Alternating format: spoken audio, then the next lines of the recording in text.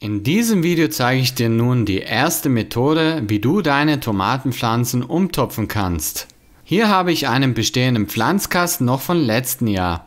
Dieser ist 1 Meter lang und 40 cm breit, mit einem Volumen von ca. 100 Litern Erde. Hier hätten so 2 bis 3 Tomatenpflanzen gut Platz. Willst du es besser machen, dann nimm aber nur 2 und ziehe sie 2 bis 3 triebig. Ich werde hier 3 Tomatenpflanzen hineingeben und werde diese dann auch ausgeizen.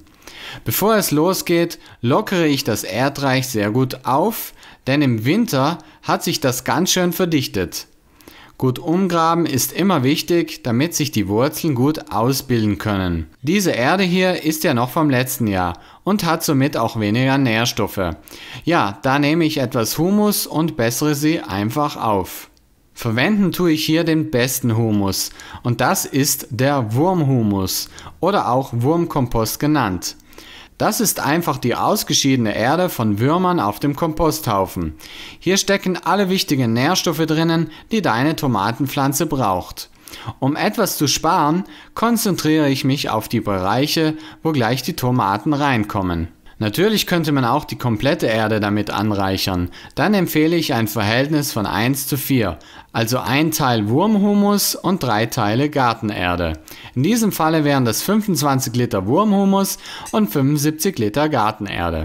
Meist gibt es ja die 70 Liter Säcke, dann nimmt man halt einfach nur 70 Liter Erde. Den Wurmhumus hebe ich jetzt gut unter und mische diesen mit der Gartenerde. Jetzt grabe ich noch ein Loch in der ähnlichen Größe wie der Wurzelballen ist und setze die Pflanze dort hinein. Da es sich um veredelte Tomatenpflanzen handelt, passe ich gut auf, dass die Veredelungsstelle nicht eingegraben wird.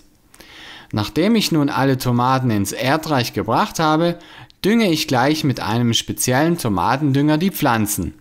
Dazu nehme ich einen Esslöffel pro Pflanze und streue alles rundherum. Der Tomatendünger wird die Pflanze jetzt erst einmal für die nächsten 4 Wochen gut versorgen.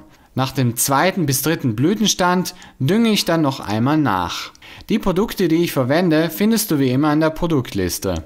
Jetzt wird noch angegossen, schön von unten, damit die Blätter nicht nass werden, und dann lasse ich die Tomaten erst einmal in Ruhe. Später werde ich sie noch mit einem Stab abstützen. Dies war nun Methode Nummer 1 und jetzt folgt das zweite Video.